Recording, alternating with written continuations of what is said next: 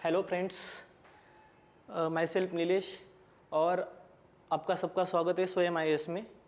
आज हम लोग हमारे लेक्चर सीरीज़ जिसका नाम है how to score 120 marks in prelims and attempt more than 80 questions का दूसरा लेक्चर देखने जा रहे हैं। इस लेक्चर में हम लोग UPSC प्रीलिमिनरी एग्ज़ाम का 2022 का पेपर एनालिसिस करेंगे। उसमें क्या इंटेलिजेंट गेसिंग टेक्निक्स यूज़ करे जा सकते हैं, कैसे आपके नॉलेज के बेस पे क्वेश्चंस को सॉल्व किया जा सकता है, वो हम लोग देखेंगे। तो चलिए ज़्यादा टाइम ना गवाते हुए let's start this.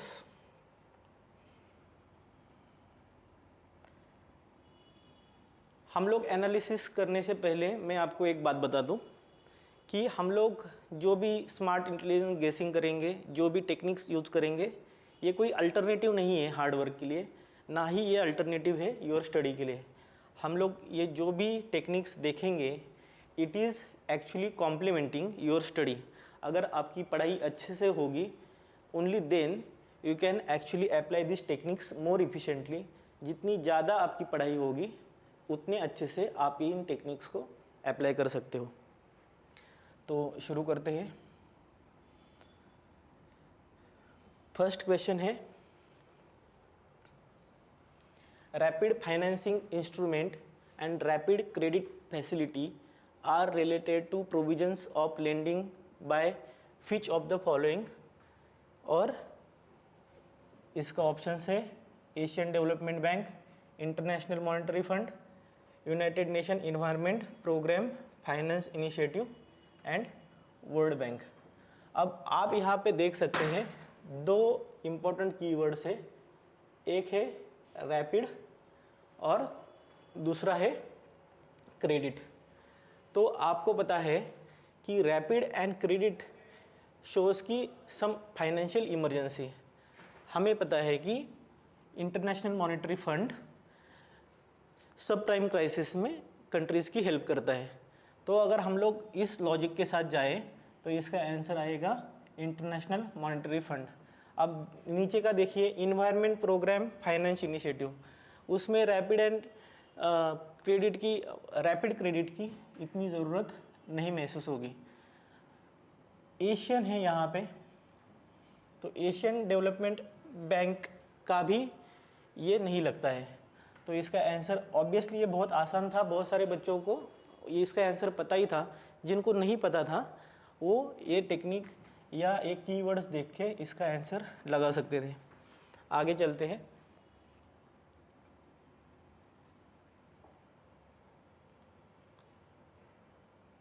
Second question है कि consider the following statement. Pursuant to the report of H N. Sanyal committee, the contempt of court act 1971 was passed.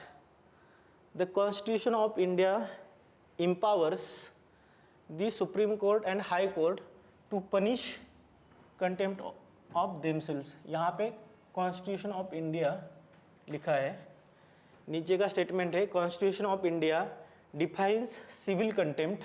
यहाँ पे फिर से Constitution of India, civil contempt and criminal contempt। और चौथा है in India parliament is vested with the powers to make laws on contempt of court. यहाँ पे आप देखिए, अगर आपके थोड़ी भी पढ़ाई होगी तो आपको पता है कि कॉन्स्टिट्यूशन ऑफ इंडिया में ना ही ऐसा कुछ प्रोविज़न है empowers to supreme court high court को पनिश करने का, और ना ही ये डिफाइन करता है सिविल एंड क्रिमिनल कंटेंट। अगर हम लोगों ने 3 हटा दिया तो C एंड D चला जाता है। आप यहाँ पे देख लीजिए, यहाँ पे हम लोगों को ऑलरेडी एक एक्ट का नाम दे के रखा है और इसका इतना डिटेल में दे के रखा है। तो अगर हम लोगों ने ये प्राइमा फेसी करेक्ट मान लिया तो statement 4 automatically become correct. Why? Because parliament is vested with the powers to make laws, और यहाँ पे we have given a law. तो 1 and 4 शुड बी करेक्ट अगर हम लोगों को देखा जाए तो, और 1 and 4 करेक्ट है। ऐसा कौन सा ऑप्शन है? तो ऑप्शन बी।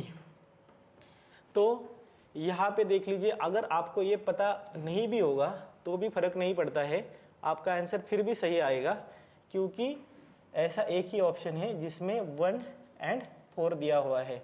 तो इसका आंसर बी आएगा और इसका आंसर बी ही था। तो आपको डरना नहीं है, आपको देखना है, कुछ तो लॉजिक लगाना है।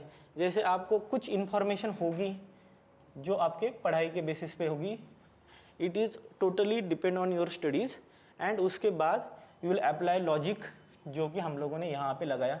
अब समटाइम्स लॉजिक के बारे में एक प्रॉब्लम क्या होता है, whatever logic you are applying, sometime it is actually correct, sometime it is not correct, that is why you actually don't get every question right. तो उसमें डरना नहीं है, if you can apply you should apply. और अगर आप ऐसे 2 option eliminate कर पाते हो तो 50% प्रोबेबिलिटी बन जाती है आपके आंसर करेक्ट होने के, तो आपको बिल्कुल उसको अटेम्प्ट करना है। आगे चलते हैं। आगे का क्वेश्चन है, with reference to India consider the following statements.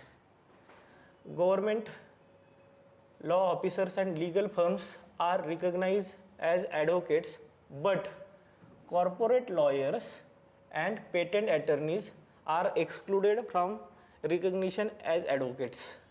दूसरा है, bar councils have the power to lay down the rules relating to legal education and recognition of law colleges. अब यहाँ पे आप देख लीजिए, यहाँ पे क्या बोला गया है कि government law officers and legal firms are recognised as advocates, but corporate lawyers and patent advocates. अब यहाँ पे देख लिए, कॉरपोरेट लॉयर्स का मेन काम क्या है कि कॉरपोरेट केसेस देखते हैं वो। तो अगर कॉरपोरेट केसेस देखते हैं तो they are advocate of some client, some company का या किसी फर्म, इसका वो लॉयर होगा, तो he is actually representing some client, तो ही इज एडवोकेटिंग समवन। तो ये जो स्टेटमेंट है, but corporate lawyers and patent attorneys are excluded, तो प्राइमा फेसी ये रॉन्ग लगता है, क्योंकि आपको पता है कि कॉरपोरेट लॉयर अगर बोला गया है तो obviously he will be advocate. आगे का देखते हैं। तो अगर हम लोगों को ये पता है कि स्टेटमेंट 1 इज़ रॉन्ग, तो हम लोगों को पता है कि बी नहीं होगा, ए नहीं होगा, सॉरी सी नहीं होगा, ए नहीं होगा, आंसर उसका बी या डी में से होगा। सेकंड स्टेटमेंट देखते हैं, bar council have the power to lay down the rules relating to legal education and recognition of law colleges. तो अभी हम लोगों को अगर सपोज नहीं भी पता है तो हम लोगों को ये लगा सकते हैं हम लोग कि bar council is important body और वो ये कर सकती है, तो हम लोग इसके बी के साथ जाएंगे। इसका आंसर बी आएगा, ओनली 2, और इट इज़ करेक्ट आंसर। तो आपको ऐसे थोड़ा सा मतलब इसको कॉमन सेंस भी बोलते हैं। अब कॉमन सेंस के बारे में एक चीज़ क्या है कि common sense is not so common. तो आप लोगों का, बहुत सारे लोगों का ये गलत हुआ होगा, पर ये एक्चुअली में बहुत आसान था। आज आगे का क्वेश्चन देखते हैं। आगे का क्वेश्चन है, consider the following statement. Attorney general of India and solicitor general of India are the only officers of the government who are allowed to participate in the meetings of the parliament of India. ठीक है। दूसरा है, according to the constitution of India the attorney general of India submits his resignation when government which appointed him resigns. अब देख लीजिए, ये second statement है, ये रॉन्ग है, किसी को भी पता है। अब गवर्नमेंट ऑफ इंडिया कितने सारे अपॉइंटमेंट करती है, जैसे गवर्नर्स की अपॉइंटमेंट करती है, बाकी बहुत सारे लिस्ट ऑफ डिग्निटरीज है, उनकी अपॉइंटमेंट गवर्नमेंट ऑफ इंडिया करती है in the name of president. तो यहाँ पे हम लोगों को पता है कि कोई ऐसा रिजिग्नेशन नहीं होता है जब गवर्नमेंट रिज़ाइन करता है। तो ये जो सेकंड स्टेटमेंट है वो प्राइमा फेसी रॉन्ग है। जहाँ जहाँ पे भी हम लोगों को दिखेगा सेकंड स्टेटमेंट इज करेक्ट, उसको हटा दो। बी और सी चला गया, अब आंसर ए एंड डी में से ही रहेगा। दूसरा फर्स्ट स्टेटमेंट देखो, attorney general of India and solicitor general of India are the only officers. यहाँ पे देखिए एक्सट्रीम स्टेटमेंट है, आपको नहीं भी पता होगा तो probability of it being wrong is very high. Only officers of the government who are allowed to participate in the meetings of the parliament of India. अब यहाँ पे सॉलिसिटर जनरल को वैसे मीटिंग में पार्टिसिपेट करने का राइट नहीं है, उसको आप मतलब इतना टेक्निकलिटीज में जाने की ज़रूरत नहीं है, एक एक्सट्रीम स्टेटमेंट है, तो उस लॉजिक से आप इसको एलिमिनेट कर सकते हैं। इसका आंसर ऑब्वियसली डी आएगा, तो इसका आंसर है डी। ठीक है, आगे देखते हैं।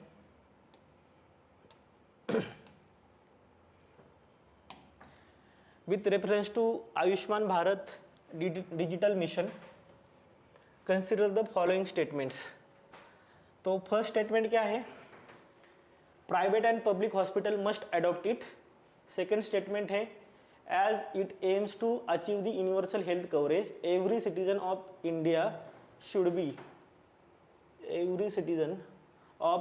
Should be part of it ultimately. It has seamless portability across the country.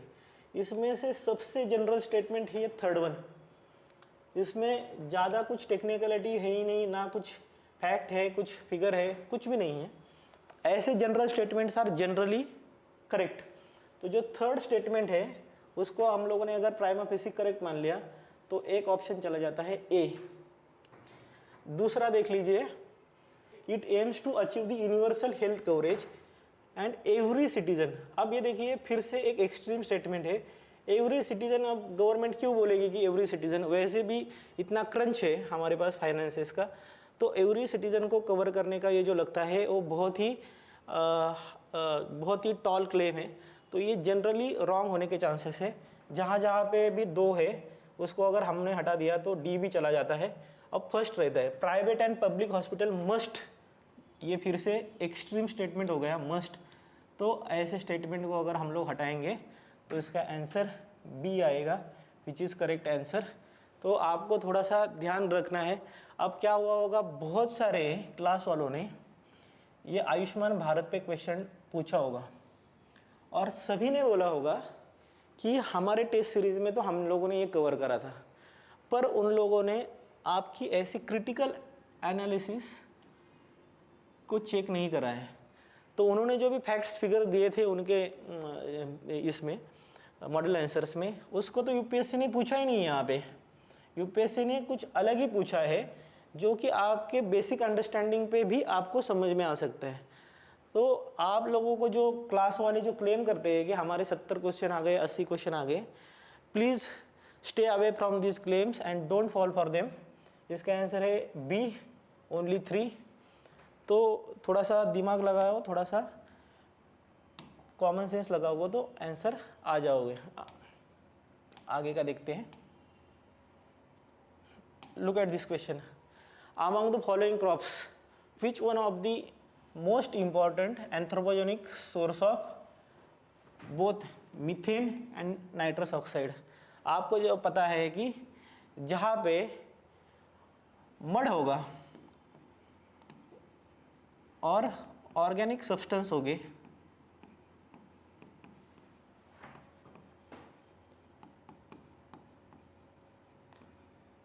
तो वहाँ पे मीथेन रिलीज होने के चांसेस ज़्यादा है। अब मड इस केस में कौन से क्रॉप में होता है, राइस में, पैडी कल्टीवेशन, तो इसका आंसर आएगा राइस। अब जिसको इसमें थोड़ा सा कन्फ्यूजन था उनके लिए यूपीएससी ने नीचे एकदम ट्रिक दे के रखी थी।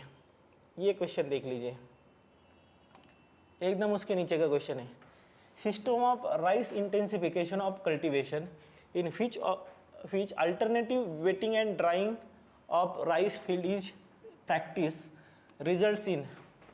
अभी आपको अगर ऊपर का पता नहीं था, सेकंड स्टेटमेंट देख लिए, रिड्यूस मीथेन प्रोडक्शन। इसका मतलब क्या है कि मीथेन तो प्रोड्यूस होता है, और आपको ऊपर वही पूछा गया था किसमें मीथेन प्रोडक्शन होता है, यहाँ पे रिड्यूस बोला गया है, विच मीन्स कि मीथेन प्रोडक्शन होता है, और आपका ऊपर का आंसर सही आ जाता अगर ये लॉजिक से। अब इसका आंसर है कि reduce requirement, reduce methane production, waiting and drawing हो रहा है, अगर ड्राइंग हो रहा है तो मीथेन प्रोडक्शन रिड्यूस हो जाएगा, ये सही है। उसके बाद रिड्यूस इलेक्ट्रिसिटी कंजम्पशन, ऑब्वियसली आप ड्राई कर रहे हो तो जल्दी जल्दी पानी देने की ज़रूरत नहीं है, और 2 और 3 सही है। रिड्यूस सीड रिक्वायरमेंट, अब राइस इंटेंसिफिकेशन में आप एडवांस टेक्निक है तो उसमें ऑब्वियसली आप थोड़े से डिस्टेंस पे राइस को प्लांट करोगे, तो ये भी सही होने के चांसेस ज़्यादा लगते हैं। इसका आंसर रहेगा डी 1, 2 और 3। अब मैंने यहाँ पे क्यों दे के रखा था, नेक्स्ट अगर वो क्वेश्चन आपने अटेम्प्ट नहीं करा होता और इस क्वेश्चन में आ जाते, आप ये स्टेटमेंट देखते, आपको पता चल जाता कि पीछे का आंसर क्या है इसका, ठीक है। तो ये आपको यहाँ पे राइस पता चल जाता, ठीक है। तो जल्दी जल्दी में अगर नहीं आ रहा है तो वेट करना सही है, ताकि आप कोई तुक्का मार के आंसर दे दो। आगे का क्वेश्चन देखते हैं। कंसिडर द फॉलोइंग पेयर्स, तो पिक्स दे के रखे हैं और माउंटेन्स दे के रखे हैं। नामचा बारवा गढ़वाल हिमालय बोला है, नंदा देवी कुमाऊन हिमालय बोला है, नोकरेक सिक्किम हिमालय बोला है। आपको यहाँ पे पता है नोकरेक कहाँ है, मेघालय। अगर नोकरेक मेघालय में है, सिक्किम ऊपर है, तो ये जो तीसरा है ये रॉन्ग होगा, तीसरा हटा दो। अब इसका आंसर रह जाता है ए या बी। अब ये देख लिए गढ़वाल हिमालय जनरली हिमाचल प्रदेश उत्तराखंड के आसपास रहेगा। नामचा बारवा ये जो वर्ड है वो यहाँ के लिंगों के साथ मैच नहीं हो रहा है, ये जनरली नॉर्थ ईस्ट की टर्म लग रही है। तो अगर आप लोगों ने ये लॉजिक लगा दिया तो आप एक भी रॉन्ग मानोगे तो ए भी चला गया, तो इसका आंसर सिर्फ ओनली बी रह जाता है, ठीक है। नामचा बारवा के बारे में हम लोग बता दें कि नामचा बारवा एक्चुअली में अरुणाचल प्रदेश में स्थित है, तो ये इसका आंसर हो जाएगा बी।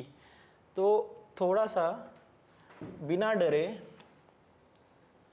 आप इन वर्ड्स को देखो। अब सबको ही मुझे लगता है किसी भी बच्चे को जिसने थोड़ी भी पढ़ाई करी है नोकरेक के बारे में पता होगा, सिक्किम हिमालय के बारे में पता होगा, सिक्किम की लोकेशन पता होगी बेसिकली, तो उसको ये पता होगा कि यार नोकरेक तो सिक्किम में सिक्किम हिमालय में नहीं आ सकता है।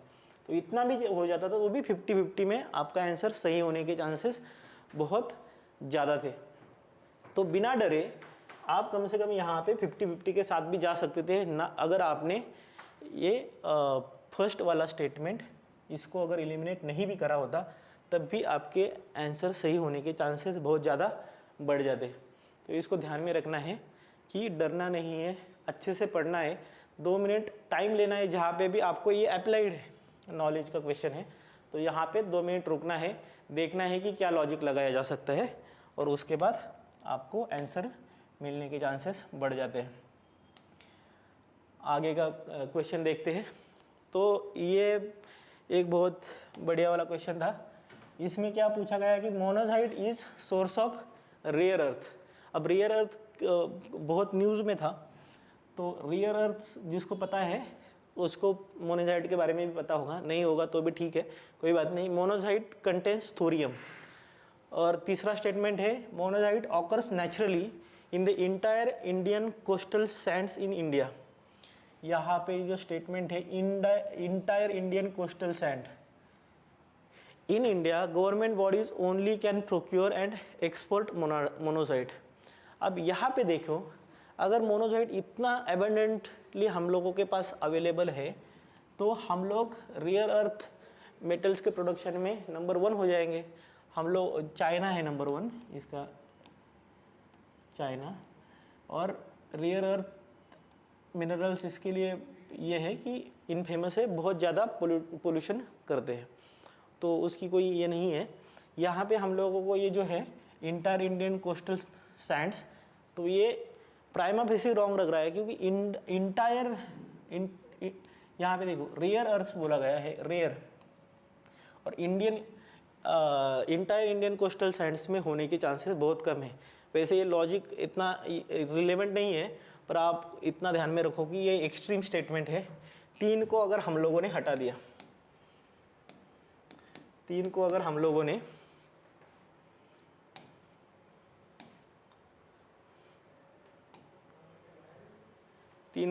लोगों ने यहाँ से हटा दिया तो ए चला जाता है, सी चला जाता है, डी चला जाता है, एक ही आंसर बचता है which is B.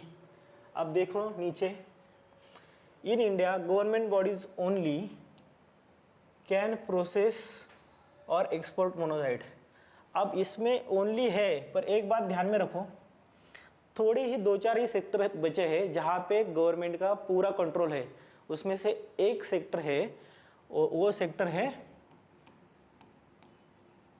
Nuclear energy. तो न्यूक्लियर एनर्जी में गवर्नमेंट का यहाँ पे मोनोपोली है, और अगर मोनोजाइट कंटेंस थोरियम, थोरियम हमारे न्यूक्लियर प्रोग्राम के लिए बहुत इम्पोर्टेंट सोर्स है। तो थोरियम से हम लोग यूरेनियम प्रोडक्शन करते हैं, और उससे फिर हम लोगों का न्यूक्लियर एनर्जी की जो भी साइकिल है वो चलती रहती है। अगर मोनोजाइट कंटेंस थोरियम, तो this statement will be correct. तो दैट इज़ वाई यहाँ पे ओनली होके भी ये स्टेटमेंट करेक्ट है, पर उसका कुछ ज़्यादा आपको दिमाग लगाने की ज़रूरत थी ही नहीं। अगर आप लोगों ने 3 एलिमिनेट कर दिया था तो आपका ऑब्वियसली आंसर आ रहा था, आपको उसके आगे जाने की भी ज़रूरत नहीं थी। ठीक है, कोई बात नहीं। अब रियर अर्थ के बारे में कुछ इंफॉर्मेशन। रियर अर्थ मिनरल से चाइना उसका बिगेस्ट प्रोड्यूसर है, और इलेक्ट्रॉनिक्स गैजेट्स वगैरह में इसका यूज़ होता है। इसका और एक इनफेमस ये इसलिए है क्योंकि बहुत ज़्यादा पोल्यूशन क्रिएट करते हैं। ठीक है, कोई इतना ही ध्यान में रखा है तो अभी काफ़ी है। आगे का पॉइंट, अभी मैं जो आपको ये बता रहा हूँ, और ये जो हम लोग ट्रिक्स और जो भी कॉमन अंडरस्टैंडिंग से हम लोग एक क्वेश्चन सॉल्व कर रहे हैं स्मार्ट इंटेलिजेंस गेसिंग से, मैं आपको बोलूँगा कि जो भी चीज़ें आपको पता नहीं थी उसको कोई नोटबुक में आप नोट बना के रख सकते हैं। ये हो सकता है कि इसी के ऊपर अगले साल फिर से एक आधा क्वेश्चन आ सकता है, तो आपको वो सॉल्व करने में आसानी होगी। इसलिए जो भी आपको चीज़ पता नहीं है, जो भी फैक्ट पता नहीं है, उसकी एक आधे नोटबुक में you can make note of which can be helpful in your further preparation. आगे का क्वेश्चन देखते हैं। Consider the following countries: Azerbaijan, Kyrgyzstan, Tajikistan, Turkmenistan, Uzbekistan. Which of the above have the borders with Afghanistan. अब मैंने ये करके रखा था, पर जिसने नहीं करा होगा उसके लिए मतलब ये ट्रिक क्या है कि आपको पता था कि अजरबैजान का वॉर चल रहा था, तो अजरबैजान और आर्मेनिया का वॉर चल रहा था, और जिनको थोड़ा सा भी न्यूज़पेपर जिन्होंने पढ़ा होगा उन्होंने वो मैप देखा होगा। Azerbaijan is not closer to the Afghanistan. अगर आप अजरबैजान हटाते हो 1, आंसर आपका सी आ जाता है। आंसर है 3, 4, 5। आपको पता होने की भी ज़रूरत नहीं है कि ये कंट्रीज है कि नहीं, बस ये करंट अफेयर का क्वेश्चन है। कितना ईजी है। अगर आपने करंट अफेयर की न्यूज़ फॉलो करी होगी ये, और इसका आपने कहीं ना कहीं पे मैप में देखा ही होगा, अगर आपने देखा होगा तो सीधा आंसर आ जाएगा। अब कुछ लोगों ने तैयारी भी करके रखी होगी क्योंकि देखा होगा ये न्यूज़ में चल रहा था। अगर जिन्होंने नहीं भी करा होगा तो भी उनका सही आ जाता, बस उनको ये पता होना चाहिए था कि यहाँ पे वॉर चल रहा था अजरबैजान का। तो इन्होंने अगर ये मैप में देखा होता तो भी उनका आंसर सही आ जाता। आंसर है इसका सी। ठीक है, तो कभी कभी इतना आसान होता है, पर अगर जिन्होंने ये क्वेश्चन देखा होगा उन आधे बच्चों ने तो ये इसी बेसिस पे छोड़ा होगा कि उनको इतना कन्फ्यूजन हुआ होगा, अगर किसी ने करा भी होगा तो उसको लगा होगा यार ध्यान में नहीं आ रहा, बहुत कन्फ्यूजन हो रहा है, तो छोड़ ही देते हैं। तो छोड़ना नहीं है, थोड़ा सा तो कोई लॉजिक डेवलप करने की यहाँ पे ट्राई करना है, आपका आंसर सही होने के चांसेस बढ़ते हैं। और एक दो भी अगर आपने यहाँ पे एलिमिनेट कर देते तो आपके आंसर सही होने के चांसेस और ज़्यादा बढ़ते। आगे का क्वेश्चन है, with reference to web 3.0 consider the following statements. Web 3.0 technology enables people to control their own data. In Web 3.0 world, there can be blockchain-based social networks. यहाँ पे देखिए can be. Web 3.0 is operated by users collectively rather than the corporation. यहाँ पे अब देखिए जो can be है, science and take के क्वेश्चन में जहाँ पे भी आपको can be आता है, which shows optimism.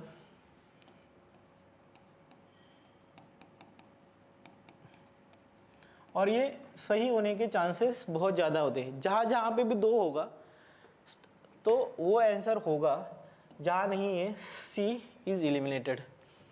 दूसरा देखते हैं, web 3 is operated by users collectively rather than corporation. ऊपर का देखते हैं, web 3 technology enables people to control their own data. अब ये फ्यूचरिस्टिक है, यहाँ पे ये सब इतना सब कुछ आर्ग्यूमेंट्स ही इसीलिए चल रहा है कि डेटा प्राइवेसी की बात आ रही है। तो जो वेब 3 जो एडवांस टेक्नोलॉजी है उसमें ये फीचर होने के चांसेस आर मोर। तो अगर जहाँ तो सभी जगह पे वैसे ये छोड़ के 1 है, तो इसका आंसर ए एंड डी में से एक होगा। तीसरा देख लिए, is operated by users collectively rather than corporation. यहाँ पे देखिए ब्लॉकचेन है, और ब्लॉकचेन के बारे में हम लोगों को जो सबसे बड़ा सोर्स पता है वो है bitcoin. Bitcoin is control by, हमें तो पता ही नहीं कि कौन कर रहा है, तो पब्लिक कंट्रोल है बेसिकली। तो यहाँ पे जो कॉरपोरेशन करेंगे इसका चांसेस बहुत कम है, यूजर्स कलेक्टिवली करेंगे इसके चांसेस ज़्यादा है। इसका आंसर डी होगा 1, 2 एंड 3। तो ऐसे आप अगर थोड़ा सा ये कीवर्ड्स पे फोकस करोगे, थोड़ा सा लॉजिक लगाओगे, तो आपका आंसर सही होने के चांसेस बढ़ जाते हैं। आगे का क्वेश्चन देखते हैं, with reference to the software as a service. Software as a service consider the following statement. Software as a service क्या है वो आपको अगर पता नहीं है, आगे के आप स्टेटमेंट पढ़ोगे आपको आइडिया आ जाएगा।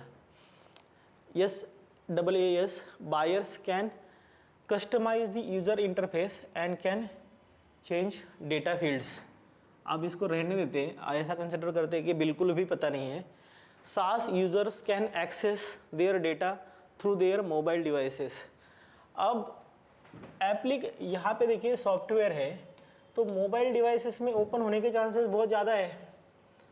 आजकल हमारे सबके पास ही स्मार्टफोन है, तो इसका ये सेकंड स्टेटमेंट जनरली सही दिख रहा है, इसमें बहुत कुछ निटिग्रिटीज़ है नहीं है, तो हम लोग इसको अगर सही मानेंगे। फिर भी हम लोग मार्क नहीं कर रहे हैं। नीचे देख लीजिए, Outlook, Hotmail and Yahoo mail are forms of SaaS. अब देखिए software as a service, Yahoo mail, Hotmail, Outlook हम लोगों को सर्विस दे रहे हैं, बेसिकली मेल की सर्विस दे रहे हैं। तो हम लोगों को अब इतना तो समझ में आना चाहिए थर्ड स्टेटमेंट से कि सर्विस मतलब सॉफ्टवेयर से थ्रू हमें अगर कोई सर्विस मिल रही है तो सॉफ्टवेयर एज अ सर्विस हम लोग उसको मानेंगे। थर्ड स्टेटमेंट हमें चिल्ला के कह रहा है कि सॉफ्टवेयर एज अ सर्विस क्या है। Third statement is correct. तो अगर थर्ड स्टेटमेंट हम लोगों ने करेक्ट मान लिया, ये रॉन्ग हो जाता है। सेकंड स्टेटमेंट भी हम लोग करेक्ट मानेंगे, तो जहाँ पे 2 नहीं है उसको भी हटा दो, तो बी और डी में से एक आंसर आएगा। और SaaS buyers can customise the user interface and can change the data field. आपके पास जीमेल है, तो जीमेल के आप कस्टमाइज़ कर सकते हो कि नहीं यूज़र फेस। यहाँ पे आप प्राइमरी मेल सेट कर सकते हो, जनरल मेल सेट कर सकते हो, उसके भी क्लासिफिकेशन कर सकते हो। तो obviously you can customise the user interface. ये स्टेटमेंट भी सही है। तो जब भी ऐसा कोई क्वेश्चन आ जाता है, आपको क्या करना है कि इसका आपके लाइफ का जो एग्जांपल है, जैसे कि यहाँ पे जीमेल मैंने बोला, या आपके लाइफ में और भी कोई, आपके दिमाग में और भी कोई सॉफ्टवेयर आ सकता है, उसको कंसिडर करके आप ये देख सकते हो कि आप चेंज कर सकते हो कि नहीं। अगर आपका आंसर हाँ आता है तो आप उसको अप्लाई कर सकते हो। इसका आंसर ऑब्वियसली डी था, 1, 2 एंड 3 ऑल आर करेक्ट। तो ऐसे आप उसको अप्लाई करके देखो आपके जनरल लाइफ में, और जो भी आंसर सही आपको, जैसे यहाँ पे जीमेल है, तो उससे आपको एक आइडिया आ जाता है, ब्रॉड आइडिया आ जाता है कि कौन सा आंसर सही होने के चांसेस है, या ये स्टेटमेंट सही होने के चांसेस कितने हैं। तो इस केस में हम लोगों को ये पता चल जाता है कि ये भी स्टेटमेंट सही होगा। थर्ड स्टेटमेंट, ये तो बहुत ही मतलब आपको क्लू दिया है बड़ा वाला। तो ये थर्ड स्टेटमेंट से आपको ऊपर के जो भी है, अगर आपको ये सॉफ्टवेयर एज अ सर्विस नहीं समझ में आ रहा था, तो यहाँ पे आपको समझ में आ जाएगा। इसका आंसर डी है, बहुत आसान था, इसमें कुछ गलत होने के बहुत चांसेस थे ही नहीं। अगर किसी ने तय ही करा होगा कि मैं गलत ही आंसर करूँगा, तब भी उसका गलत होगा। आगे देखते हैं, विच one of the following statement best reflects the idea behind the fractional orbital bombardment system often talk about in media. यहाँ पे देख लीजिए, fractional orbital bombardment system, bombardment से क्या पता चलता है? कोई बॉम्ब वगैरह डालने का, कोई तो वेपन सिस्टम है, वेपन सिस्टम है, ठीक है। नीचे देखते हैं, फर्स्ट है a hypersonic missile is launch into space to counter the asteroid approaching the earth and explode in the space. अब फ्रैक्शनल ऑर्बिटल है, यहाँ पे क्या बोला गया है कि स्पेस में जाएगा। अरे ऑर्बिट में घूम रहा है तो स्पेस में कैसे जाएगा? तो यहाँ पे स्पेस में जाएगा मतलब ये ऑर्बिट में नहीं घूमता रहेगा, वो ऑर्बिट छोड़ के चला जाएगा। ये स्टेटमेंट प्राइमा फेसी रॉन्ग लग रहा है। सेकंड देखिए, the spacecraft lands on another planet after making several orbital motions. अब ये भी हम लोगों को क्या बोला गया है कि बम्बार्डमेंट है। यहाँ पे कोई बम्बार्डमेंट की बात हो गई है क्या? नहीं है, यहाँ पे तो प्लेन लैंडिंग की बात करी गई है। ये भी रॉन्ग ही होने के चांसेस ज़्यादा है। सी देखिए, a missile is put into a stable orbit around the earth and D orbits over a target on the earth. ये सबसे ज़्यादा मतलब ये वेपन सिस्टम भी लग रहा है कि यह स्टेबल ऑर्बिट में रहेगा, ऑर्बिट में भी रहेगा ये, एंड ये टारगेट को हिट करेगा, तो ये एज अ बॉम्ब काम कर सकता है। डी देखते हैं, अभी हम लोगों को पता ही चल गया है answer. A spacecraft moves along a comet with the same speed and places a probe on its surface. यहाँ पे देखिए प्रोब है, बॉम्ब रखा है क्या? नहीं है, तो प्रोब रखा है, तो इसमें भी बॉम्ब का कुछ काम हो। बॉम्ब ये जो नाम है, ये यहाँ पे कुछ जस्टिफिकेशन है नहीं इसका, तो ये भी रॉन्ग होगा। इसका आंसर सी आएगा कि a missile is put into a stable orbit around the earth and D orbits over the target on the earth. तो यहाँ ऐसे मतलब बहुत सारे ऐसे कीवर्ड्स आते हैं जो कि आपको स्टेटमेंट में दिया होता है, तो आपको कीवर्ड्स देखने हैं कि ये कीवर्ड्स क्या बता रहा है, आपको क्या हिंट दे रहा है। बहुत बार आपको आपका आंसर ऐसे कीवर्ड्स में ही मिल जाता है, तो एकदम डरना नहीं। किसी ने भी पढ़ा होने के इसके चांसेस बहुत कम थे, पर आपका आंसर रॉन्ग होने के चांसेस भी बहुत कम है। जो भी अटेम्प्ट करेगा उसका सही होगा। जो लोग ये समझ के जाते हैं कि जो मैंने पढ़ा है उतना ही मैं अटेम्प्ट करूँगा, ये तो मैंने पढ़ा नहीं है तो मैं छोड़ दूँगा, ऐसे लोगों का यहाँ पे एग्ज़ाम क्लियर होना बहुत मुश्किल है। आप एकदम रिजिडली नहीं जा सकते हो, थोड़ा सा तो you should have the open mind, you should have some common and basic logic, और फिर उसके बाद आपके आंसर सही होने के चांसेस बढ़ जाते हैं। कितना आसान था अगर if you keep your head cool and just read this statement, और उसके बाद उसको सिर्फ बॉम्ब, ये प्रोब देखिए या फिर यहाँ पे देखिए कि ये स्पेस में जा रहा है, तो ऐसे चीज़ों को पढ़ के ही आप इसको एलिमिनेट करके आंसर के पास जा सकते थे। तो बिल्कुल भी डरो मत, आप अटेम्प्ट करो, कम से कम क्वेश्चन पढ़ो, उसको 1 मिनट दे दो, आपके पास 1 मिनट तो एक क्वेश्चन को देने के लिए होता है। कोई तो लॉजिक डेवलप करने की कोशिश करो आपके खुद के इन्फॉर्मेशन पे, जो इन्फॉर्मेशन एग्जामिनर ने आपको दे के रखी है थ्रू स्टेटमेंट, या फिर आपका खुद का कुछ लॉजिक होगा जो आपके कोर सब्जेक्ट के बेस होगा, उसको अप्लाई करके कुछ लॉजिक डेवलप करने की कोशिश करो। कुछ लगता है क्या देखो, अगर नहीं लग रहा है, ऐसे बहुत कम क्वेश्चन होंगे, तो उसको छोड़ दो। अगर आप एक भी ऑप्शन एलिमिनेट कर पा रहे हो तो मैं आपको कहूँगा गो फॉर इट। जैसे मैंने आपको पिछले लेक्चर में बताया कि अगर आपने 10 क्वेश्चन अटेम्प्ट कर दिए और आपने एक ऑप्शन एलिमिनेट कर दिया था, तो आपकी प्रोबेबिलिटी 10 क्वेश्चन अटेम्प्ट करने के बाद 2.26 पॉजिटिव मार्क्स मिलेंगे आपको। तो आप बिल्कुल भी डरो मत और उसको अटेम्प्ट करते रहो। ठीक है, ये क्वेश्चन देखते हैं आगे का। Which one of the following is the context in which the term qubit is mention. तो बहुत सारे बच्चों को ये आंसर मतलब इसको आ ही गया था, उसमें कुछ भी बहुत ये नहीं था। ये थे क्वांटम प्लस बीट। अगर हम लोग इस वर्ड को अगर आप फोड़ने की कोशिश करें तो which is quantum plus bit, and bit is actually a computer language 0101।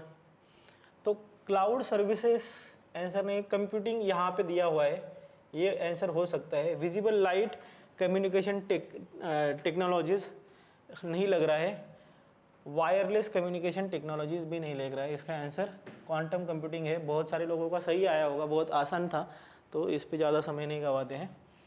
पर हम लोगों ने देखा कि लॉजिक कैसे लगाया जा सकता है। आगे का क्वेश्चन है,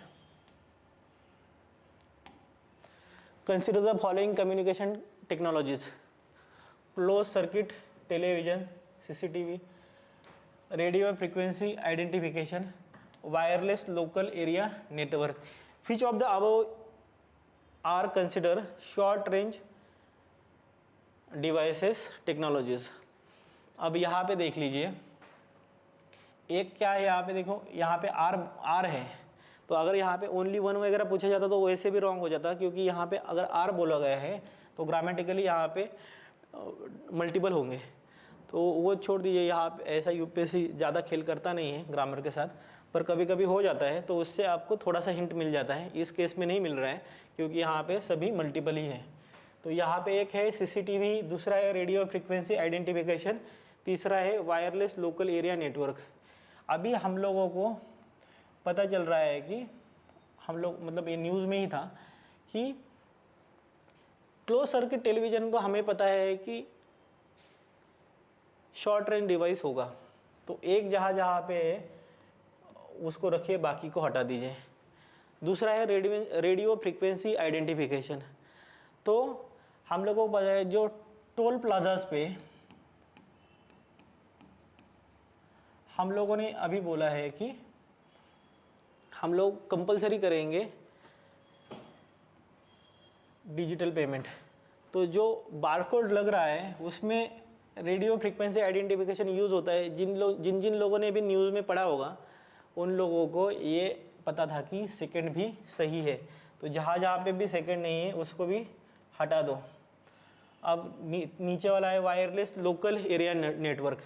यहाँ पे क्या है, लोकल, नाम में ही लोकल है, तो ऑब्वियसली ये शॉर्ट रेंज होगा, तो 3 कहाँ पे है उसको रख दो। ठीक है, तो यहाँ पे 1 2 है एंड यहाँ पे 1 2 3 है, इसका आंसर आएगा D 1 2 3। हम लोगों ने देखा कि रेडियो फ्रीक्वेंसी आइडेंटिफिकेशन भी है, क्लोज सर्किट टेलीविज़न भी है, वायरलेस लोकल एरिया नेटवर्क की है। इसका आंसर डी आएगा। ठीक है, तो कभी कभी ये देखो, ये है करंट इवेंट, ये है करंट इवेंट पे, ये आपको पता होगा। और यहाँ पे यूपीएससी ने खुद ही से हिंट दिया है लोकल, तो लोकल होगा तो शॉर्ट रेंज होगा बेसिकली, तो 3 होगा। अगर आपको कुछ भी आइडिया नहीं आ रहा है तब भी आपको ये तो पता था कि क्लोज सर्किट और ये 1 और 3, तो आपको फिर भी 50-50 में से आप लगा सकते थे। तो जहाँ जितना भी लॉजिक लगे उतना लगा के आंसर की तरफ जाने की कोशिश करो, तो उससे आपको आंसर मिलने के चांसेस बढ़ जाते हैं। आगे का question,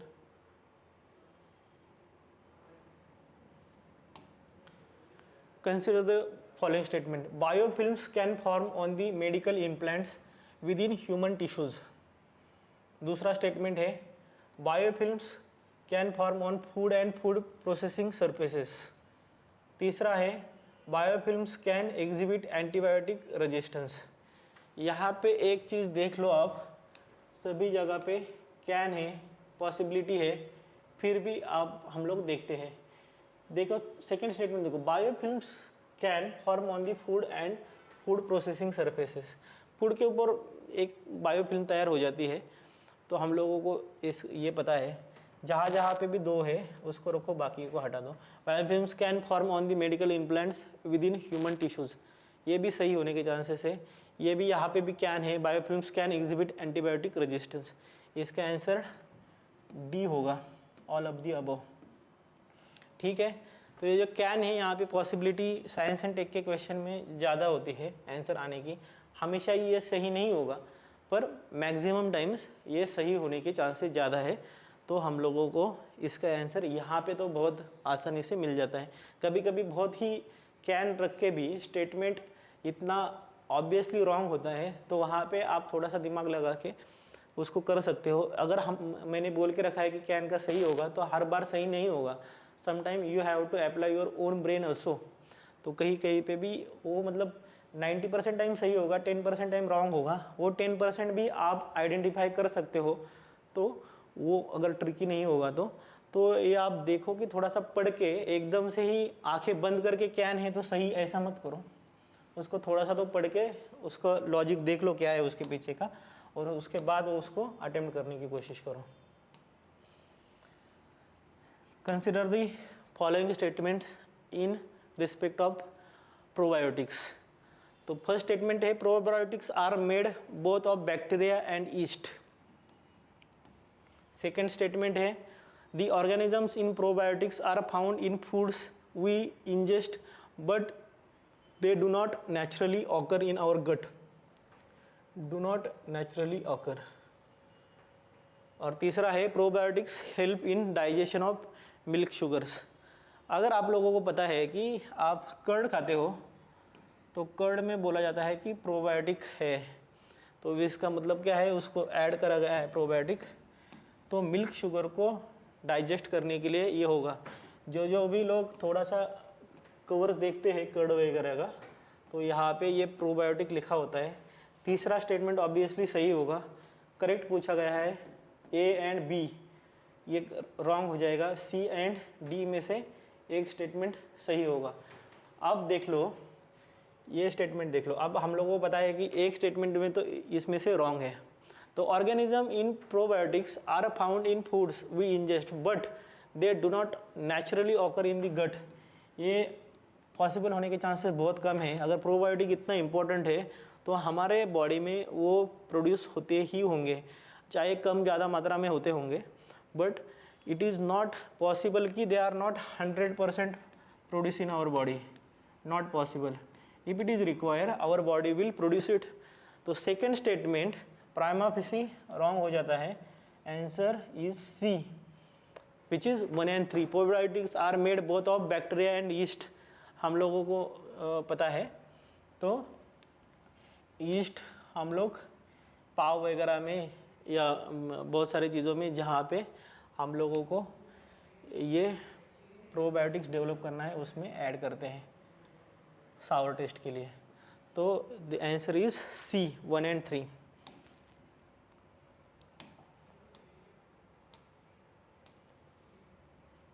Next question.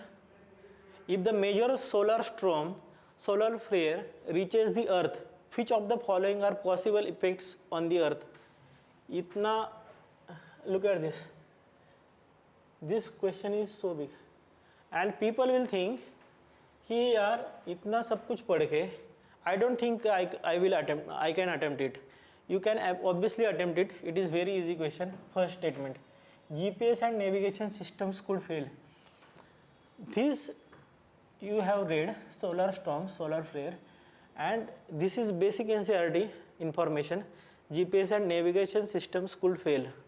Second thing, tsunamis could occur at equatorial regions. Now you should know how tsunamis occur. Tsunamis occur due to earth surface movement. Earthquake,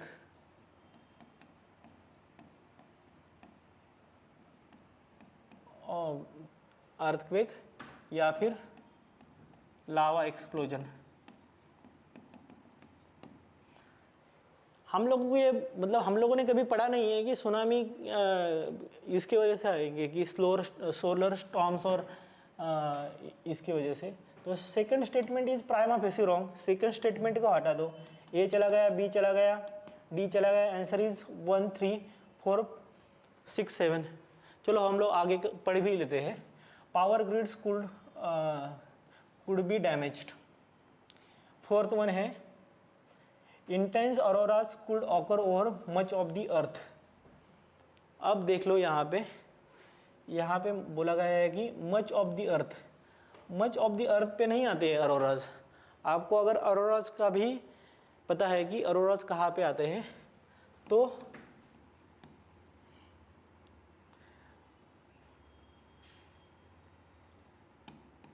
polar regions में आते हैं.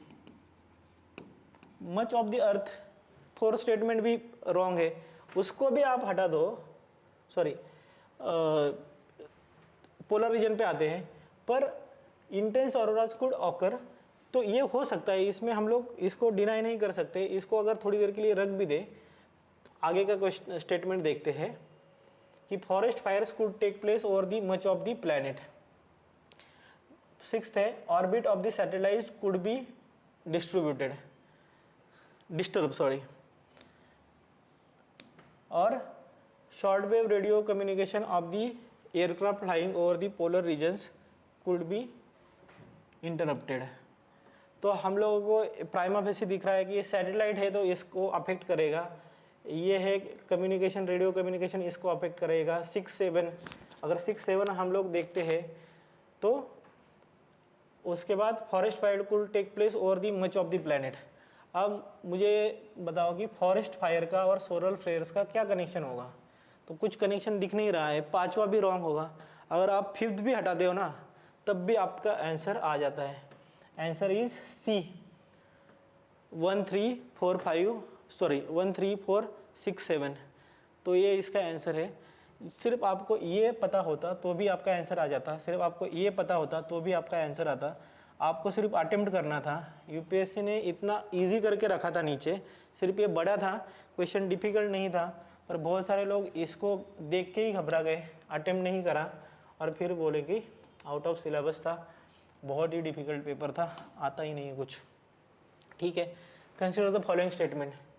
The climate group is an international non-profit organization that drives climate action by building large networks and runs them. उसके बाद है the International Energy Agency in partnership with the climate group launch global initiative EP100.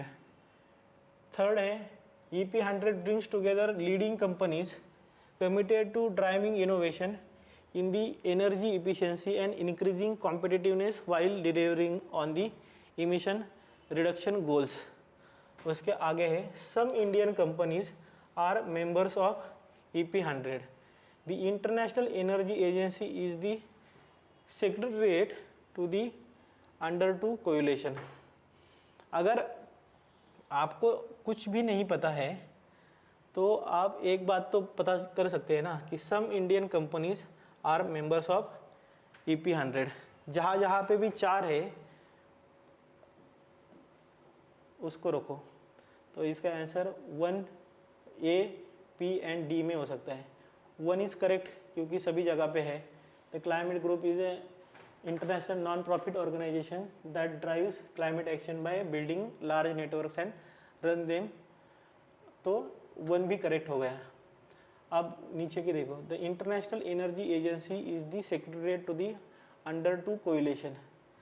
अब ये हम लोगों ने हटा दिया है, आपको बाकी कुछ भी पता नहीं है तो अभी हम लोग देखेंगे EP100 brings together leading companies committed to driving innovation in the energy efficiency and increasing the competitiveness while delivering on emission reduction गोल।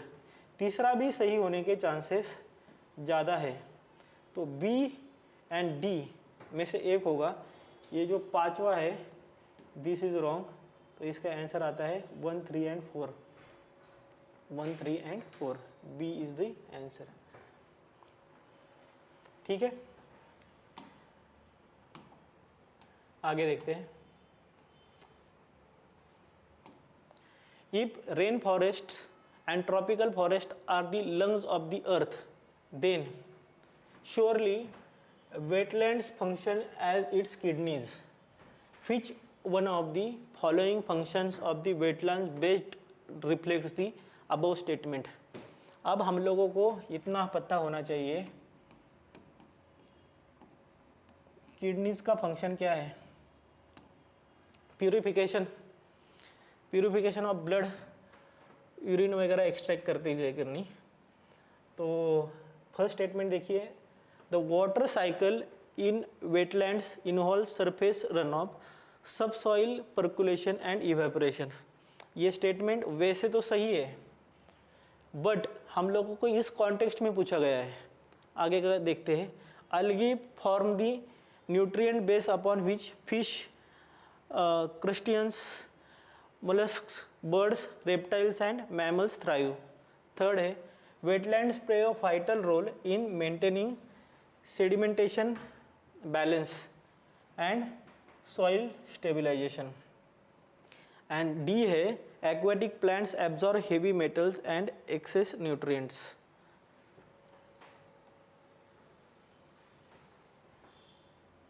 ये है इसका आंसर, क्योंकि देखो हमारे बॉडी में जो भी इम्प्योरिटीज़ है, यूरिक एसिड वगैरह, that are observe by the kidneys and purify करता है हमारे ब्लड को।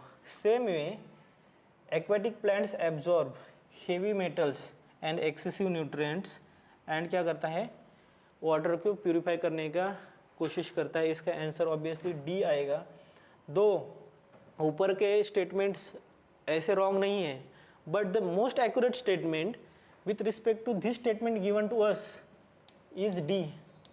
तो जब भी आप पढ़ोगे आप मतलब आपको लगेगा कि statement A is not wrong, statement A is not wrong, but this is not asked. What is asked कि what is the function of kidney और वो कैसे डिस्क्राइब करा जा सकता है। It is very aptly described by the statement number 4। ठीक है,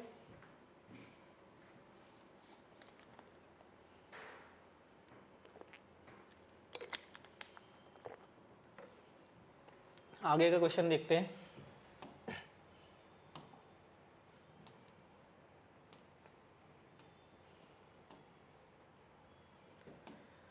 In the context of WHO air quality guidelines, consider the following statements. A 24-hour mean of PM 2.5 should not exceed 15 microgram and annual mean of PM 2.5 should not exceed the 5 microgram. उसके बाद second statement है, in a air the highest levels of ozone pollution occur during the periods of inclement weather. Third है, PM10 can penetrate the lung barrier and enter the blood stream. Fourth है, excessive ozone in the air can trigger the asthma. अभी हम लोगों को पता है कि this 4 statement is true. 4 statement जहाँ जहाँ पे भी है उसको रखो, बाकियों को हटा दो, तो एक ये चला गया। अब बहुत बार क्या होता है कि जैसे कि ये फैक्ट्स एंड फिगर दे के रखे होते हैं, तो ये फैक्ट्स एंड फिगर का जो भी डेटा होता है वो बहुत बार रॉन्ग होता है, पर इस केस में वो एक्चुअली में सही दिया गया है।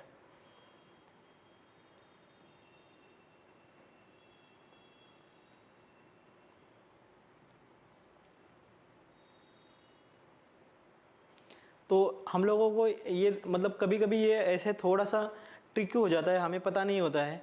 अगर हम लोग हमारे खुद के नॉलेज के बेस पे अगर इसको अटेम्प्ट करेंगे तो हम लोगों का ये रॉन्ग होने के चांसेस है, but you have to take some chances, तभी जाके आपका आंसर सही हो सकता है। तो यहाँ पे ये जो फर्स्ट स्टेटमेंट यहाँ पे हम लोगों को दे के रखा है उन लोगों ने कि ये सही है कि नहीं है, तो इसमें हम लोग थोड़ा सा इसमें कंफ्यूज हो सकते हैं, पर हम लोगों का जो ऑप्शन हमें दे के रखा है उसमें से एक तो हम लोग इसमें एलिमिनेट कर सकते हैं।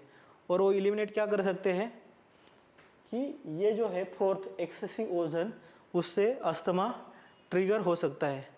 तो हर इसमें ये सही होने के चांसेस नहीं है, पर कभी कभी ये सही होता है। जैसे कि अभी हम लोगों को ये पता है कि ये अभी सही है। अब मुझे भी जब मैं अटेम्प्ट कर रहा था मुझे नहीं पता था कि ये सही है कि नहीं है, तो मैं थोड़ा सा कंफ्यूज हो गया था। तो दूसरा स्टेटमेंट है इसमें, देख लीजिए कि in the air the highest levels of ozone pollution occur during the level of inclement weather. तो ये इनक्लेमेंट वेदर के टाइम पे नहीं होता है, इसको हम लोगों को पता है कि जब सनलाइट ज़्यादा होगी तो होगा। तो सेकंड जो स्टेटमेंट है वो रॉन्ग होगा, उसको अगर हम लोगों ने हटा दिया तो इसका आंसर हमारे पास ए या बी में से होगा। तीसरा स्टेटमेंट है PM10 can penetrate the lung barrier and enter the blood stream. तो ये एक्चुअली में ब्लड स्ट्रीम तक नहीं जाता है ये, तो इसका आंसर है बी। ठीक है।